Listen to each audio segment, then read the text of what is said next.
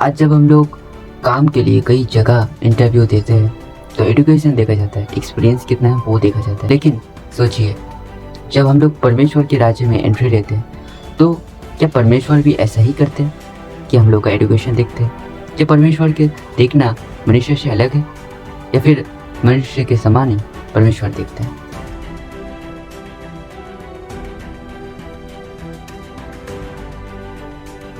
परमेश्वर शमूएल से कहता है कि तू जा और मैंने किसी को चुना है तो उसे अभिषेक कर। शमूएल जब वहाँ पर पहुँचा तो उसके भाई एलियाब को देखा और सोचा कि यही होगा परमेश्वर का चुना हुआ। लेकिन परमेश्वर ने कहा, ना तो उसके रूप पर दृष्टि कर और ना उसके कट पर, क्योंकि परमेश्वर का देखना मनुष्य से कहीं अलग है।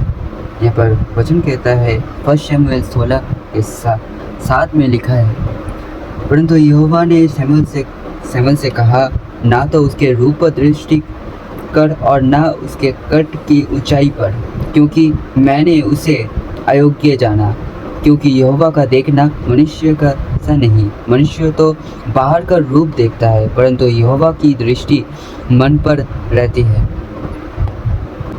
यहोवा हम लोगों का हृदय देखता है कि हम लोग कितना सच्चा है परमेश्वर के लिए, कितना परमेश्वर के लिए ईमानदार है। ना तो परमेश्वर हम लोगों का बाहर का रूप देखता है, ना एजुकेशन देखता है। सिर्फ अगर वो खुदा अगर कुछ देखता है तो सिर्फ और सिर्फ हम लोग का हृदय। क्योंकि जिसको परमेश्वर राजा बनाना चाहता था वो दाऊद एक चढ़वा था, और उस चढ़वे को परमेश्वर ने चुना। क्योंकि दाऊद कहता है कि जब दाऊद को कोई नहीं जानता था तब परमेश्वर उसे जानता था।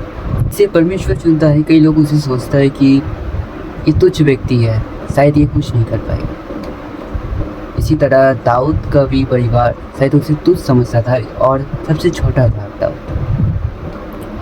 लेकिन परमेश्वर का योजना कुछ अलग है। जब शमूएल दाऊद को अभिषेक करता, उसके बाद दाऊद पर परमेश्वर का आत्मा उतारता।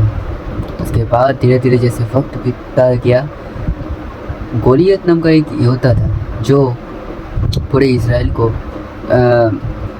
इस्राएली सेनाओं को चुनौती दिया कि कि इस्राएली सेना गोलियत को हराए और गोलियत उसका दास बन जाएगा, और अगर ऐसा नहीं हुआ तो इस्राएल की सेना गोलियत के दास बन जाएगा।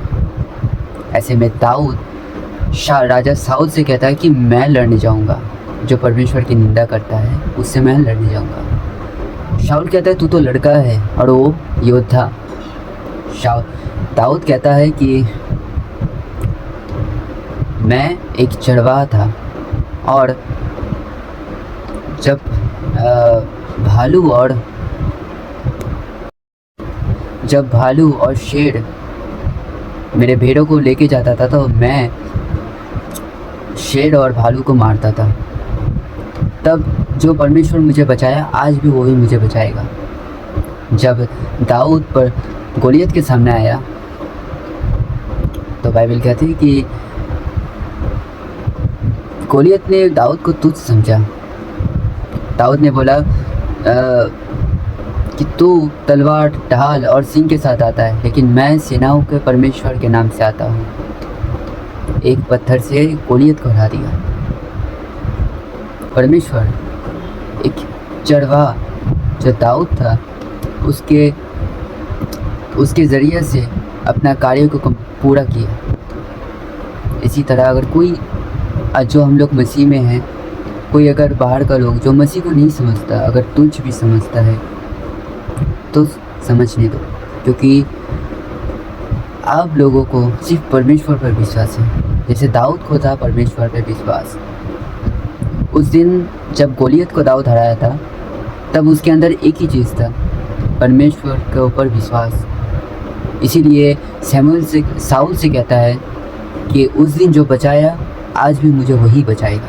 कई कबार जब हम लोग बीमार में पड़ जाते हैं, कई प्रॉब्लम्स में होते हैं, तब हम लोग कहीं ना कहीं विश्वास में कमज़ोर पड़ जाते हैं, है ना। तो इसीलिए इस स्टोरी से सीखना, दाऊद की स्टोरी से सीखना चाहिए कि विश्वास सामने चाहे गोलियत जैसी हज़ारों हो, लेकिन अगर विश्वास हो तो परमेश्वर कुछ भी कर सकता है। जय मसीह की। आमीन।